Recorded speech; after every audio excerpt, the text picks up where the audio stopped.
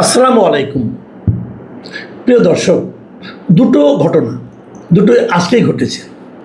একটা ঘটনা হলো যে বিএনপির যে ভারপ্রাপ্ত মহাসচিব মিস্টার রুহুল কবির রিজভী তিনি আজকে বলেছেন, একটা অনুষ্ঠানে বলেছেন যে বিএনপি এখন আগের চেয়েও জনপ্রিয় ও শক্তিশালী রাজনৈতিক দলে পরিণত হয়েছে।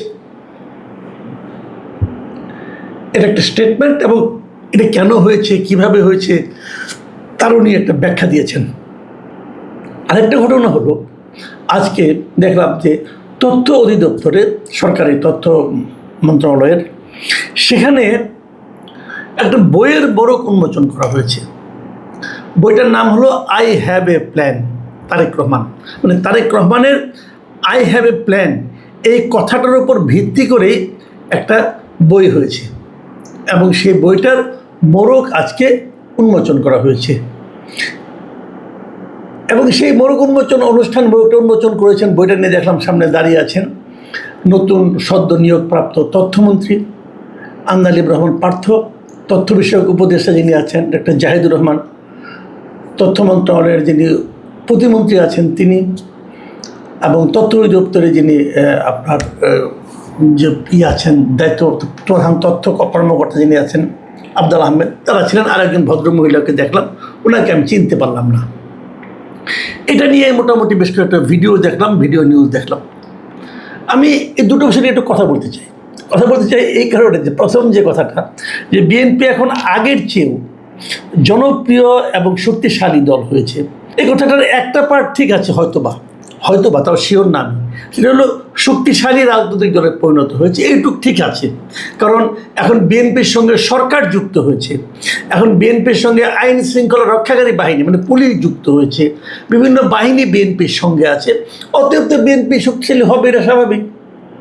বিএনপির বিরুদ্ধে কিছু কেউ বললে পরে তাকে মেরে দেবে।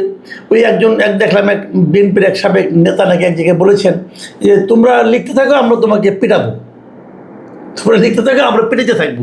মানে দম্ভ, এগুলো কিন্তু হচ্ছে, এখন কোনো ব্যাপার না এগুলো। কাজে বিএনপি শক্তিশালী হয়েছে, সেই শক্তিটা কী ধরনের শক্তি সেটা নিয়ে আলাদা ব্যাখ্যা, ওই ব্যাখ্যায় আমি যাচ্ছি না, কারণ ওই ব্যাখ্যা গেলে রাত পোহায় যাবে। কাজে ওটা থাক, তবে তারা শক্তিশালী হয়েছেন, এতে কোনো সন্দেহ নেই।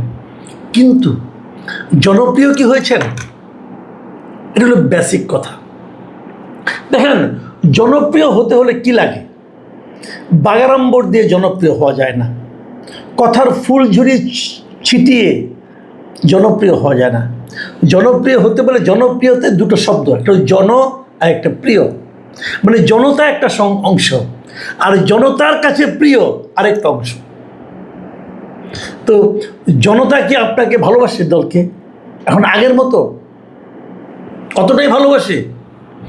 জনতার যে প্রত্যাশা নিয়ে আপনার দলকে ভোট দিয়ে সরকারে পাঠিয়েছিল, বিএনপিকে সরকারে পাঠিয়েছিল, আমি জনাব রিজভীকে উল্লেখ করে বলছি যে আপনাকে যে মানে ভোট দিয়ে তারা যে প্রত্যাশা তাদের ছিল, সে প্রত্যাশা কতটুকু মেটাতে পেরেছেন আপনারা বলুন?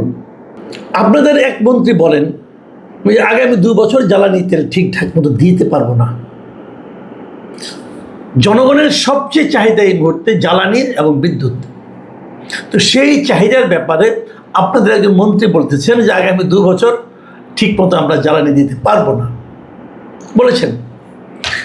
আর বিদ্যুৎ মন্ত্রী বলেছেন যে আমাদের এখন চেয়ে অপেক্ষা করা ছাড়া কিছু উপায় নেই। আরেক মন্ত্রী বলেছেন আমাদের হাতে জাদু নাই যে জাদু দেখাবো।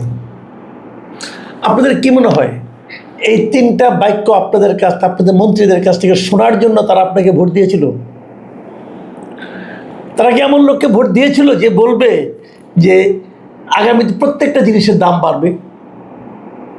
যখন একজন মন্ত্রী, তাও কে, খোদ অর্থমন্ত্রী, উনি বলতেছেন, আমি শুনলাম কালকে একটা ভিডিওতে, উনি বলছেন যে প্রত্যেকটা জিনিসের এখন দাম বাড়বে, কারণ যেহেতু জ্বালানি তেলের দাম বাড়বে, সব কিছুর দাম বাড়বে।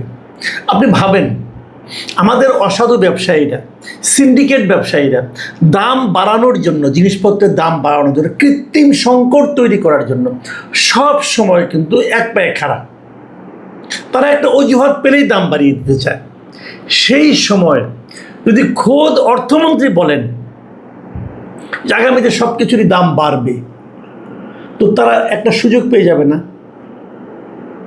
এটা কি অর্থমন্ত্রীর কাজ? অর্থমন্ত্রীর কাজ কি ব্যবসায়ীদের দাম বাড়ানোর ক্ষেত্রে তাদের অজুহাত হাতে তুলে দেওয়া? অর্থমন্ত্রীর কি কাজ জনগণের মধ্যে একটা আতঙ্ক তৈরি করা? বলুন। এখন এইটা বলার মাধ্যমে রিজভী আহমেদ দাবি করতেছেন গভর্নমেন্ট আরও জনপ্রিয় হয়ে গেছে। আমি রিজভী আহমেদ সাহেবকে বলবো, আপনি এখন মন্ত্রী হন নাই, যদিও মন্ত্রী পদমর্যাদা ভোগ করছেন, মানে মন্ত্রীর বেতন টেতন পাচ্ছেন আপনি সব কিছু, এই বেতন কিন্তু আমরা দিচ্ছি। এই যত মন্ত্রীর পদমর্যাদার লোক আছে সবাই মন্ত্রীর মতো করে বেতন পান, বেতন ভাতা বাসা সব পান, এবং এই পুরো খরচটা কিন্তু আমরা বহন করি। উনি মন্ত্রীর বেতন পান, পেয়ে পার্টির মহাসচিবের দায়িত্ব পালন করেন। ভারতেও কিন্তু অনেক, ভারতের একটু উদাহরণ দেবে বলে, ভারতে বিজেপি পার্টি আছে, বিজেপির যিনি প্রেসিডেন্ট উনি কিন্তু মন্ত্রীর বেতন ভাতা পান না, উনি পার্টির কাছ থেকে টাকা পান। তো আমি বিএনপিকে অনুরোধ করব, আপনি দলের এই লোকগুলিকে আপনি মন্ত্রী বেতন দিচ্ছেন কেন, সরকারি টাকা দিচ্ছেন কেন, জনগণের টাকা দিচ্ছেন কেন? তো তাকে পার্টিতে রাখেন, যাই হোক সেটা অন্য কথা। তো সেখানে বসে আপনি তো আসলে জনগণ থেকে বিচ্ছিন্ন হয়ে গেছেন। জনগণের সঙ্গে মিশেন, একটু জনগণের কাছে যান, একটু রাস্তায় নামেন, রিক্সাওয়ালাকে জিজ্ঞাসা করেন সে কেমন আছে, একজন সিএনজি চালককে জিজ্ঞাসা করেন সে কেমন আছে, সে কি বলে শুনেন, তারপরে বলেন যে আপনি জনপ্রিয় আগের চেয়ে বেশি হয়েছেন কি হননি। আগে কেন বলেন? আগে বলে তো লোকে হাসবে, কারণ লোকে তো অন্য কথা বলে। আমরা তো পাবলিকের কাছে যাই। আপনাদের মধ্যে বিএনপির প্রধান যে সমস্যাগুলো এই মুহূর্তে হচ্ছে 6 মাসের মাথায় এসে, 1 নম্বর, তারা জনগণের মৌলিক যে চাহিদাগুলো, যে আপনার দ্রব্যমূল্য, বিদ্যুৎ, গ্যাস, জ্বালানি, এই সমস্যাগুলো তারা মেটাতে পারছে না। 1 নম্বর, একদম অসহায় তারা এই ক্ষেত্রে। দ্বিতীয়ত, তারা আইন শৃঙ্খলা পরিস্থিতি একদম কন্ট্রোল করতে পারছে না, এবং আইন শৃঙ্খলার মধ্যে আপনি ধরতে পারেন চাঁদাবাজিও, তারা চাঁদাবাজি একেবারেই কন্ট্রোল করতে পারছে না। সারা দেশে অবাধে চাঁদাবাজি চলছে, দলীয় মাস্তানি চলছে, অস্বীকার করতে পারবেন না, থামাতে পারছেন না। কালকে দেখলাম একটা ভিডিও, এক ছেলে বলতেছে যে তারেক রহমান আসলেও তোমাকে টাকা দিতে হবে, মানে চাঁদাবাজি। সে এমনই বেপরোয়া চাঁদাবাজ, সে বলছে যদি তারেক রহমানও আসে তাও তাকে চাঁদা দিতে হবে, তারেক রহমান বললেও তাকে চাঁদার হাত থেকে মুক্তি নেই, চাঁদা তাকে দিতেই হবে। এই জিনিস ভাই আগে দেখি নাই, এই মাত্রায় আগে দেখি নাই আমরা, থামাতে পারছেন না। এখন নতুন একটা ট্রেন্ড তৈরি হয়েছে, পুরো একটা পরিবারকে হত্যা করা হচ্ছে, এবং হত্যা করার পর পরের দিনই নাকি সমস্যার সমাধান হয়ে গেছে এমন নাটক করা হচ্ছে, মানুষের সন্দেহ বাড়ছে। এগুলোকে কিভাবে আপনি বলেন যে আপনাকে এই সমস্ত ঘটনা ঘটার পর জনগণের কাছে আপনাদের প্রতি ভালোবাসা আরও বেড়ে গেছে? কোন বিবেচনায়? এই সমস্ত প্রশ্নের উত্তর আপনারা দিতে পারবেন কিনা জানি না, দিবেন কিনা জানি না, দিতে ইচ্ছাও হবে কিনা আপনাদের জানি না। কারণ ক্ষমতায় গেলে না তো ওরা জনগণকে পাত্তা দিতে ইচ্ছা করে না, তো সেরকম আচরণ আপনারা হয়তো করবেন, আমরা বলতে পারবো না। দ্বিতীয় প্রসঙ্গটা বলি, যে বইটা প্রকাশিত হয়েছে এই বইটা আসলে কে লিখেছে আমি জানি না, তবে আমি আপনার চ্যাট জিপিটিকে জিজ্ঞাসা করে জানতে চাইলাম যে বইটা আসলে কে লিখেছে। চ্যাট জিপিটি যে তথ্যটা আমাকে দিল, তারা বলল যে এই বইটা মূলত লিখেছেন হলো ইফতেখার রসুল জর্জ, এবং এটা প্রকাশনী নওরোজ সাহিত্য সম্ভার, এবং নওরোজ সাহিত্য সম্ভার যেটা আছে এটা আসলে ইফতেখার রসুল জর্জেরই প্রতিষ্ঠান। আমি ভদ্রলোককে আমি কিছুটা চিনি, উনি অনেকদিন ধরে প্রকাশনা শিল্পের সঙ্গে আছেন, সিনিয়র মানুষ। তবে ওনার এই নওরোজ সাহিত্য সম্ভার এখন আর অতটা ভালো ব্যবসা বাণিজ্য করছে না যদ্দূর আমি জানি। হয়তো উনি ব্যবসাটাকে বাড়ানোর জন্য এই বইটাকে নিয়ে আসছেন, আই হ্যাভ এ প্ল্যান। তো তারেক রহমান সেও নাম এই বইটা যিনি করেছেন, এই বইটা যেহেতু তারেক রহমানকে নিয়ে লিখেছেন, অতএব তথ্যমন্ত্রী, তথ্য উপদেষ্টা সবাই মিলে তেল মারার জন্য বইটার মোড়ক উন্মোচন করেছেন। যদি তারেক রহমানের আই হ্যাভ এ প্ল্যান এই শিরোনাম না থাকতো বইটার মধ্যে, অন্য কোনো বই নিয়ে গেলে কি ওনারা মোড়ক উন্মোচন করবেন? ধরা যাক আমি একটা বই লিখবো, আমি বই লিখে ওনাদের দুজনকে বললাম, এই 2 ভদ্রলোকের সঙ্গে আমারও যৎকিঞ্চিত পরিচয় আছে, ওদেরকে বললাম, 3 জনের সঙ্গে আছে। আব্দুল আহমেদ তো আমার 2টা প্রতিষ্ঠানে আমার কলিগ ছিলেন, তো ওনাদের 3 জনকে বললাম ভাই আমি একটা বই লিখেছি, আপনাদের ওখানে একটা মোড়ক উন্মোচনের ব্যবস্থা করেন না কেন? করবেন ওনারা? করবেন না। এটা করলেন কেন? এই বইটা মোড়ক উন্মোচন করলেন ওইটার নাম দেখে যে তারেক রহমানের কেনে লিখছে, আই হ্যাভ এ প্ল্যান লিখছে, অতএব এটা করতে হবে। এটার মধ্যে প্ল্যান আসলে কি আছে, বইটা কতটুকু মানোত্তীর্ণ হয়েছে, পড়েছেন কিনা আমার সন্দেহ, আমি শিওর কেউ পড়েন নাই। আমি শিওর তারা কেউ পড়েন নাই, নাম দেখেই তারা কিন্তু এটা করেছেন। কেন করেছেন? এই কারণে করেছেন, তারা ভেবেছেন এটা করলে মনে হয় তারেক রহমান সাহেব খুশি হবে। তারেক রহমান সাহেবকে বলেছেন যে এটা নিয়ে বই লেখেন আপনারা, তাহলে তারেক রহমান সাহেব নিজে লিখতে পারতেন। এখন ওনার কি প্ল্যান আছে এটা নিয়ে? ইফতেখার রসুল জর্জ সাহেব একখান বই লেখলেন, সেই বইয়ের মরক উন্মোচন, এবং সেখানে সরকারের গুরুত্বপূর্ণ ব্যক্তিরা যে মরক উন্মোচন করলেন। এদের সমস্যাটা কি জানেন? সমস্যা হলো দুটো। প্রথমত হলো আপনারা তেল মারার সংস্কৃতিটা চালু করে দিলেন আনুষ্ঠানিকভাবে। এখন দেখবেন এই I have a plan, Tarique Rahman কতটা মহানায়ক, তারেক রহমান কিভাবে এই দেশের মুক্তির সনদ নিয়ে আসছেন, তারেক রহমান ছাড়া এই জাতি অন্ধ, এই ধরনের নানা ধরনের শিরোনাম নিয়ে এখন দেখবেন মানে আপনার বানের জলের মতো বই বিরত থাকবে, যেটা আমরা বিগত সরকারের সময় দেখেছি। সরকারের একটা প্রতিষ্ঠান আছে জাতীয় গ্রন্থ কেন্দ্র, এরা বইটই কিনে, এরা কিনে বিভিন্ন দেশে লাইব্রেরিগুলোতে দেয়। আপনারা খবর নিয়ে দেখেন,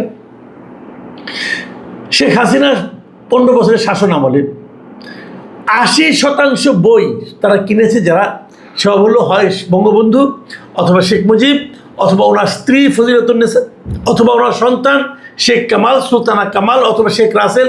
এই কারো না কারো নামে, কারো না কারো জীবনের উপর নির্ভর করে, কারো না কারো স্বপ্নের উপর নির্ভর করে, কারো না কারো দর্শনকে প্রতিফলিত করার জন্য এই বইগুলির নামকরণ করা হয়েছে।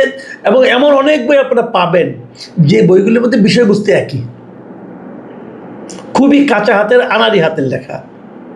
এই বইগুলো তারা ব্যবসার জন্য করেছে।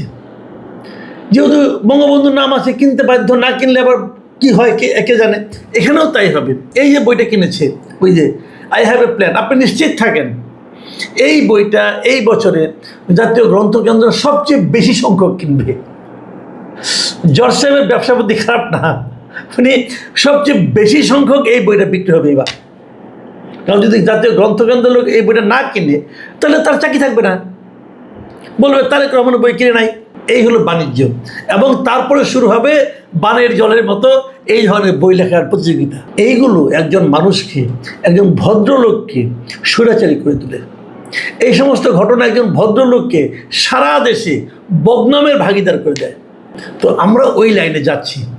সব ভাই যা আগে চলেছে আমি দেখতে পাচ্ছি এখন সব ওই দিকেই যাচ্ছে।